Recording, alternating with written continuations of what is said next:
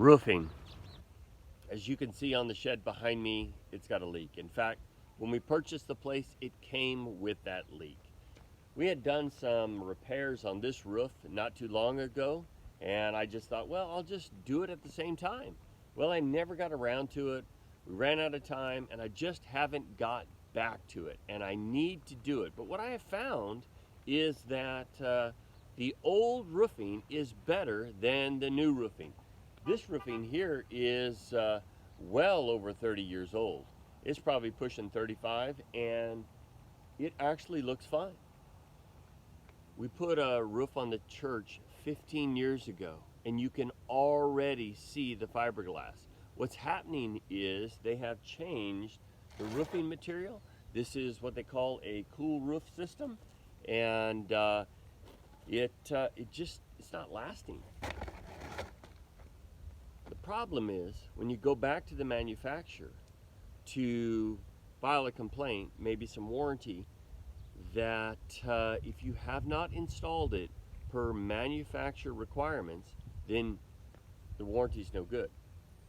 And so most installers install according to the building code. And the building code is a minimum, but the manufacturer's recommendations is the best possible way to do that. And so this kind of creates a little bit of an issue. Now this is exactly where we are in our devotional today, is we are in Deuteronomy 28:15.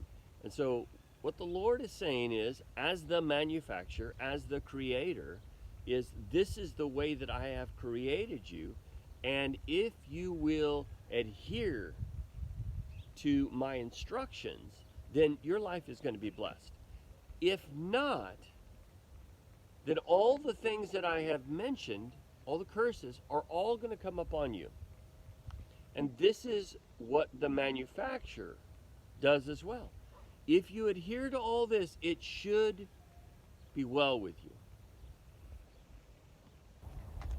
Now, our verse is in Deuteronomy 28:15. But it shall come to pass, if you will not hearken unto the voice of the Lord thy God, to observe to do all his commandments and his statutes, which I command you this day, all these curses shall come upon thee and overtake thee. So, if you are going to abide by what the Lord has instructed, you've got to know what he's instructed. And so you've got to read it. And let's just be clear, the Bible is simply just one book. When I was in the architectural construction world, we had to not only know the code, but we had specifications too.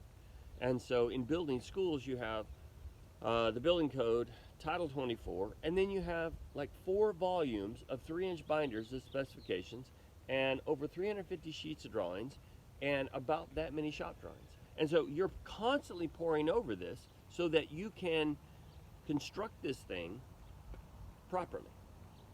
Now, in our lives, we need to construct our lives properly.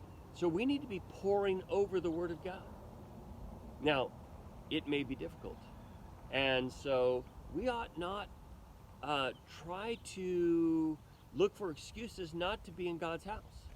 Because we can get that instruction there. It can be explained to us. We can be encouraged. We have to find ourselves wanting to be mentored, wanting to be discipled, wanting to have someone to be accountable to so that we can adhere to these things. All these things that we have a tendency to pull away from are things that are ultimately going to bless our lives. So, you might think, well, then why do we not want to do it? Because the flesh hates it. The flesh hates these things. You can sit down and scroll through social media and be there for an hour or two. Not a problem. Open up the Word of God and almost immediately think of things you need to do because the flesh resists it. So, ask God to help you prevail in the Spirit, partner up with another individual, and you will find blessings in your life. Thank you so much for tuning in, and hope you have a wonderful day.